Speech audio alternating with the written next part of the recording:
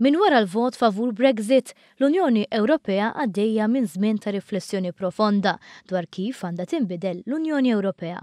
Malta se tkun il-pajjiż li tibda l-implementazzjoni tal-Ewropa tal-futur permezz tal-Presidenza tal-Kunsill tal-Unjoni Ewropea f'Jannar li ġej. Flaqa mal-Prim Ministru Joseph Muscat, il-President tal-Kunsill Ewropew Donald Tusk f'pajjiżna qabel li fil-bidu tas-sena d-dieħla Malta tospita summit informali. Temna li fil-bidu tas-sena d-dieħla l-mexxejja kollha tal-Unjoni Ewropea jerġgħu jiltaqgħu Malta fejn flimkien mbagħad f'din il-laqgħa ta' Malta f'da summit ta' Malta ħankunu qegħdin nimplementaw nibdew l-implementazzjoni tal-Ewropa tal-futur, l-idea ġdida ta' Ewropa. U nieħu pjaċir nara li hemm dil-fiduċja li Malta tkun parti mit-twelid ta' dal-kunċett ġdid ta' Ewropa. Kemm Donald Tusk kif ukoll Joseph Muscat qablu li Malta se tieħu l-Presidenza fi żmien kruċjali.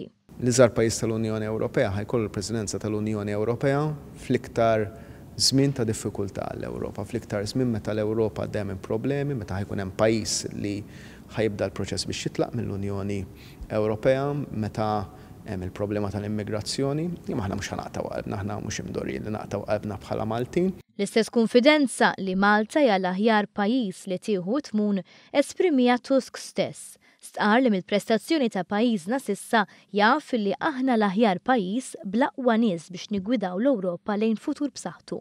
Il-Prim Ministru fakkar li din l-impressjoni tajba ta' Malta ma ġietx mix-xejn.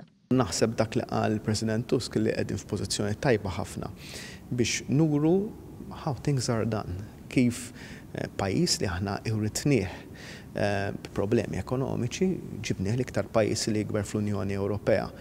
Rata ta' qatt tikber, ġibnieh l-inqas rata ta' qatt fl-istorja u l-inqas rata ta' qatt fl-Unjoni Ewropea. Donald Tusk kien f'pajjiżna f'waħda miż-żjarat li qed jagħmel fuħut mill-Istati Membri fejn qed jiddiskuti 3 prijoritajiet li jemmen li jistgħu jiġġeneraw il-fiduċja taċ-ċittadini Ewropej fl-Ewropa u se jkunu diskussi f'summit informali f'Bratislava din il-ġimgħa.